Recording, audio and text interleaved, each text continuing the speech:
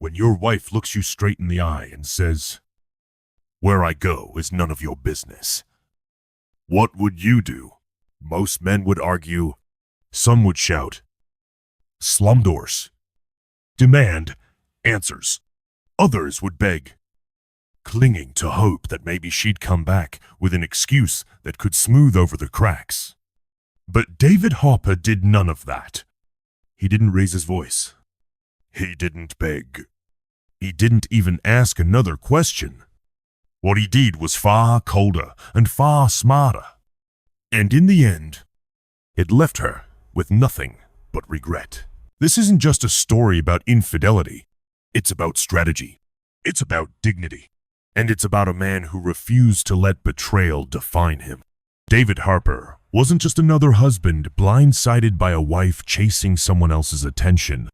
He was a man who decided that silence could be sharper than any scream, that calm could cut deeper than chaos. Laura, his wife, thought she was untouchable. She thought she could walk out in her silk dress, drenched in perfume meant for another man, and return to the comfort of the home David had built for her. But that night, when those words left her lips, none of your business, she lit a fuse she never saw coming, because David had already made his choice. No begging, no bargaining, just truth. Delivered with precision. So men, let me ask you, what would you have done in his place? Would you have argued, pleaded, exploded, or would you have stayed silent, saving every ounce of strength for the kind of revenge no one sees coming? Stay with me, because what David Harper did next will make you rethink everything you believe about love, loyalty, and justice. David Harper was 42 years old, the kind of man most neighbors would describe with words like dependable, steady, hardworking. He wasn't flashy. He wasn't careless. And he certainly wasn't the type to let his life spin out of control. By trade, he was a contractor, hands calloused from years of building homes for other families. Pride etched into every brick he laid and every roof he raised. At the end of each day, he came home to one house he thought was his refuge. The one he had built not with wooden nails, but with trust, loyalty, and devotion. That house, however, had been growing colder, and the cracks didn't appear in the walls he had framed, but in the woman who once warmed his life. Laura, his wife of 15 years, had started changing in ways he couldn't ignore. Her closet filled with dresses he didn't recognize. Perfume lingered in the hallway sharp. New scents he had never smelled on her before. Her evenings stretched later and later. Her excuses shorter and shorter. She used to greet him with laughter when he came home, slipping her hand into his as if nothing in the world could pull her away. But lately, she came alive only when her phone buzzed, her eyes flicking down at the screen with a spark he hadn't seen directed at him in years. Dinner conversations grew thinner, her smile more practiced, and David, who had spent his life fixing broken things, felt helpless for the first time in his marriage. The breaking point came on an ordinary evening, the kind that begins with nothing more than the sound of heels clicking on hardwood floor. Laura stood before the mirror, fastening her earrings, her silk dress shimmering under the dim light. David sat across the room, watching her with quiet unease. He had seen her dress up before birthdays, weddings, anniversaries. But this was different. This effort wasn't for him. It was written in the way she adjusted her hair, the way she applied perfume twice, the way she smiled at her reflection, but not at her husband. "Where are you going dressed like that?" His voice was calm, almost casual, though inside, something coiled tight. For a brief second, she turned her head, and he thought he saw the woman. She used to be the softness in her eyes, the curve of a smile that once belonged to him, but in an instant, it was gone. Her lips curled, and the words fell like a hammer. Where I go is none of your business. The sentence cut deeper than any blade. 15 years of vows. 15 years of building a life. And in a single breath, she dismissed it all. She grabbed her clutch and walked out, the door slamming behind her, leaving only silence in its wake. David sat frozen, her words replaying in his mind. None of your business. This was the same woman who once whispered that she couldn't breathe without him, who once promised forever when they had nothing but each other. And now she looked at him as if he were nothing but a stranger standing in her way. Most men might have exploded right then. Some would have shouted, demanded answers, maybe even followed her out the door. But not David Harper. He lifted his whiskey glass to his lips, tasted the bitterness, and set it back down. His heart burned. Yes, but not with weakness. What she mistook for silence was the first step of something far colder. David wasn't going to chase. He wasn't going to beg. He wasn't going to play the fool in a game she had already decided to win. No, David was going to do what he had done his whole life.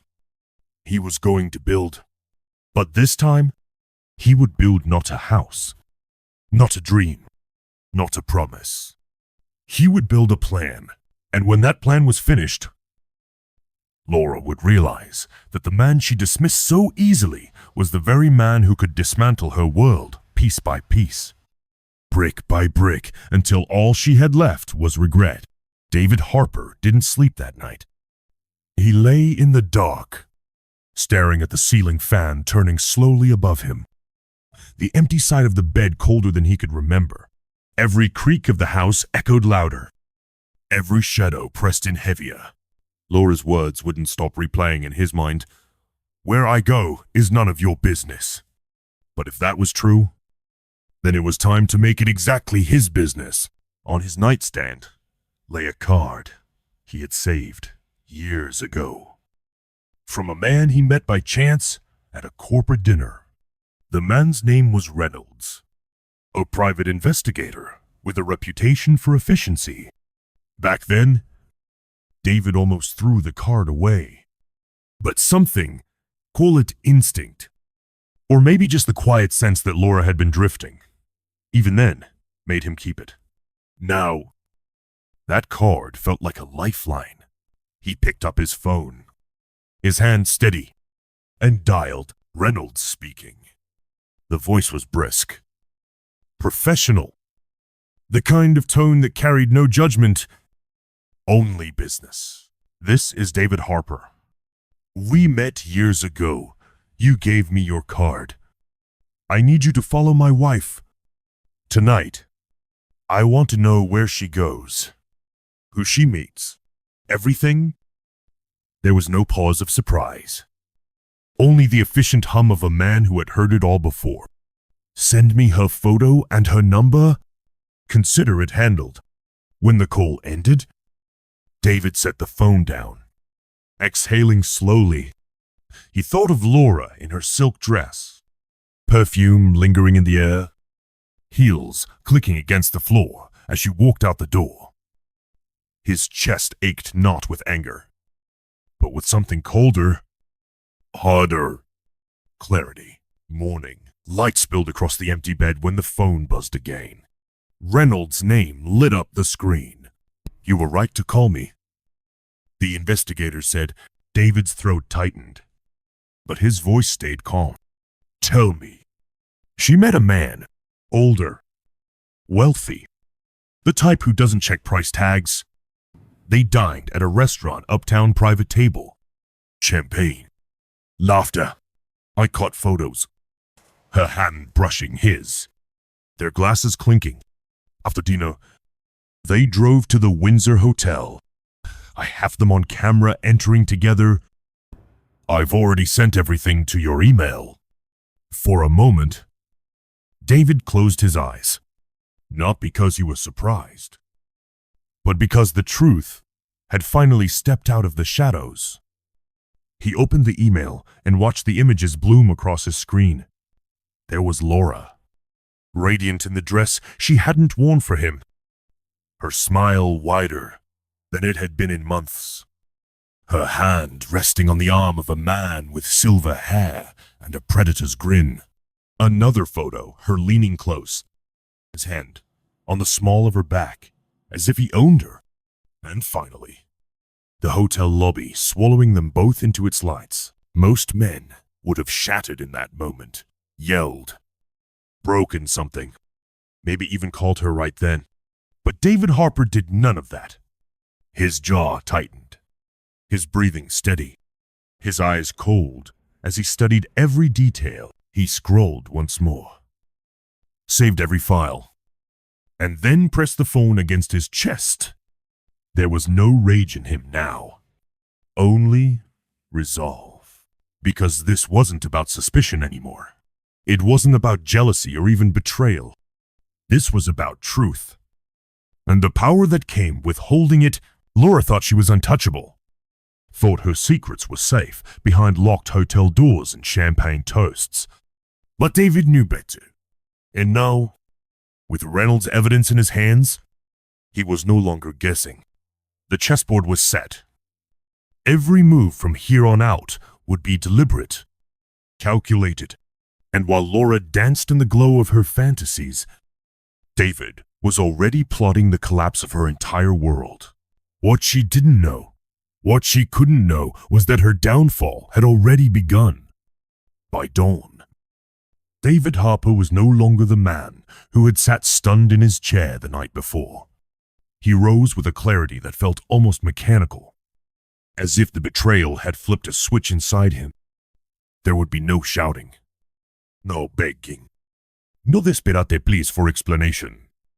There would only be action, quiet, deliberate, final. The first call he made was to a locksmith. Every lock in the house. David said, his voice steady. Front door, back door, garage, everything. I want it done today. Benin o'clock. The locksmith's van idled in the driveway, drills humming through the morning air.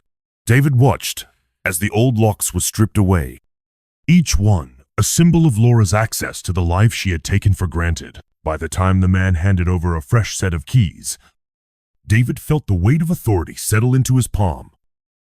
This house no longer belonged to Laura, not even in memory. Inside, David moved to the closet. He pulled out 2 suitcases, the ones they once carried on trips filled with laughter and half-kept promises. One by one, he folded her clothes, dresses she wore when they danced at weddings, shoes he bought her for birthdays, silk blouses that still carried the faint trace of her perfume.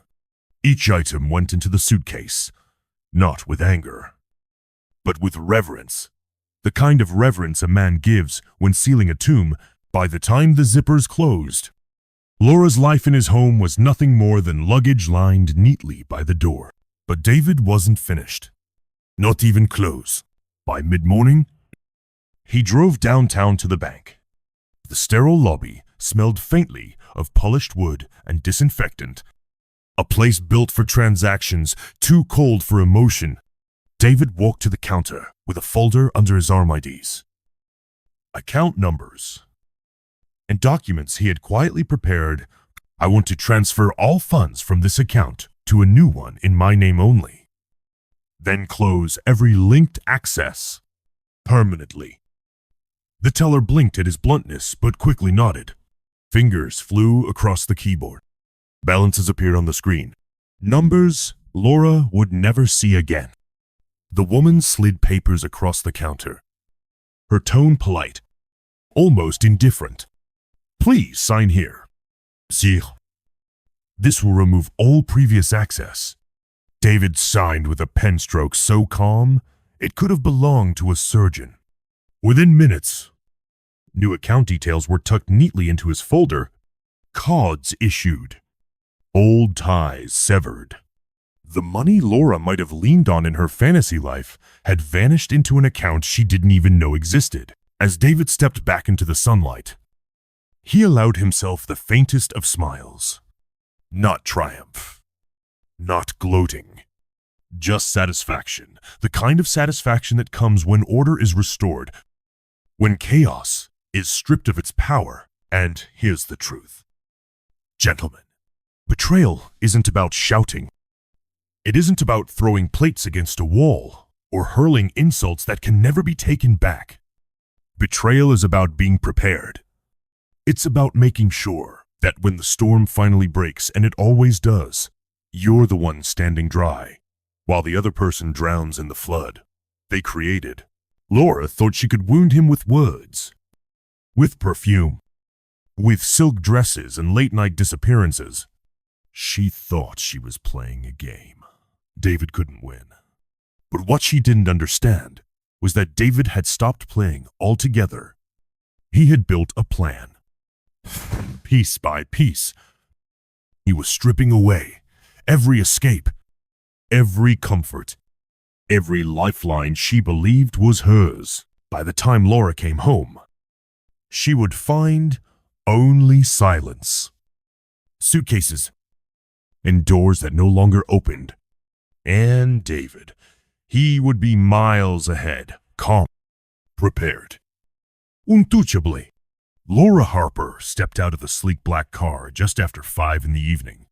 The sun was slipping low, painting the neighborhood in soft gold, and she carried herself with the glow of someone who thought the world still belonged to her. Her silk dress clung perfectly.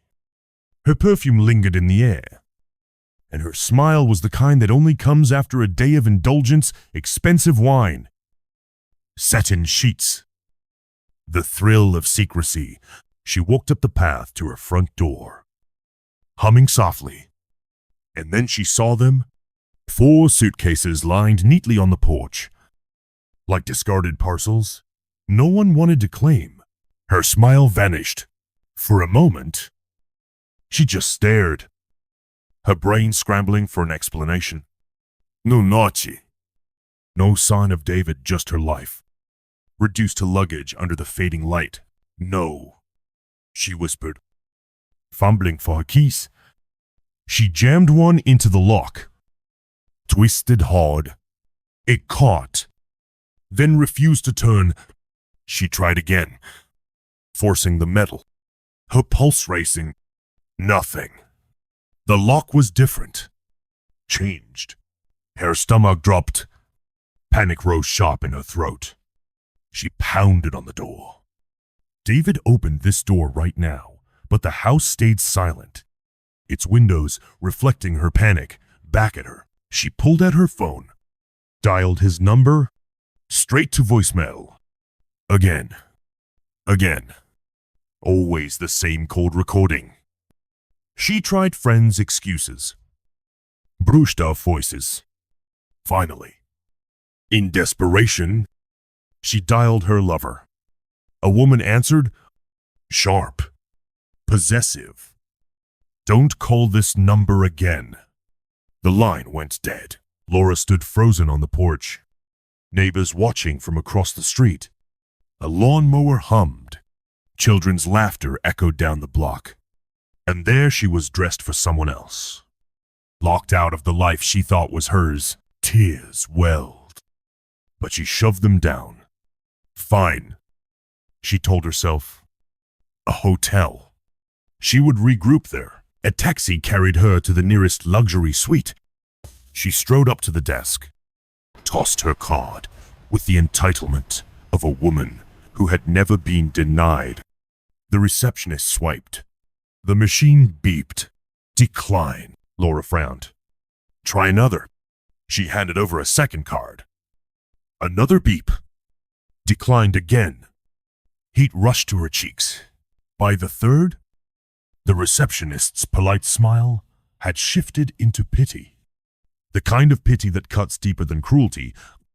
Around them, guests in line began to stare. Laura snatched her cards back, muttering, I'll handle it, and stormed out, dragging her suitcases behind her. Each wheel rattled like a drumbeat of humiliation. Her options had collapsed. Friends avoided her calls. Her lover had disappeared. Even money had slipped from her grasp. There was only one place left. Her parents' house. By the time she arrived, night had fallen. She dragged her luggage up the familiar cracked walkway, her heels catching on the stones. Her mother opened the door, eyes widening at the sight her daughter disheveled. Dressed for another man, swollen-eyed and broken. "Can I stay here?" Laura's voice cracked. Brittle as glass, her mother stepped aside wordlessly. Her father barely looked up from his chair, the silence in his gaze heavier than any question. Inside that house, Laura Harper was no longer the woman in silk and perfume. She was just a daughter who had run out of places to hide, and through it all, David said nothing. No calls, no messages, no confrontation, only silence. The kind of silence that crushed harder than any rage ever could. "Gentlemen," here, unraveling had begun, and David Harper hadn't even lifted his voice. The morning at her parents' house was heavy, the kind of stillness that clung to the skin. Laura sat at the kitchen table, untouched coffee cooling in front of her, and a phone lay silent, a black mirror reflecting back her own exhaustion. 4 days had passed since she last heard David's voice. 4 days of unanswered calls, of doors that refused to open, of friends who suddenly had no time for her. When the doorbell rang, her mother answered. She returned carrying 2 thick manila envelopes. She set them down gently, almost as if they might burn. "These are for you." Laura's hands trembled as she tore one open. Her eyes froze on the heading "Petition for Divorce." Her name printed neatly beside David's. Page after page spelled the end of everything she had built her life around. Stapled to the back was the document she had once laughed at. Dismissed as a formality, the prenuptial agreement. Clauses highlighted, ironclad, merciless. It left her nothing. Her breath hitched. "No," she whispered, flipping through the pages, hunting for a loophole. There was none. Every paragraph was a wall closing in. The second envelope slipped open, and photographs spilled across the table. There she was, smiling too brightly across a candlelit table, champagne glass in hand. Another shot her leaning close to a wealthy man with silver hair, his hand guiding her into the Windsor Hotel. Hotel receipts followed, timestamps as undeniable as scars. Her mother gasped softly, one hand to her chest. Her father rose from his chair, newspaper sliding to the floor, his jaw clenched in wordless disappointment. Laura reached for the photographs, a voice breaking, It's not what it looks like." But even as the words left her lips, they collapsed under the weight of proof. The lies that once came so easily now tasted like ash. The silence in the room was unbearable. Her parents said nothing, their eyes telling her more than words ever could. Shame settled heavy on her shoulders.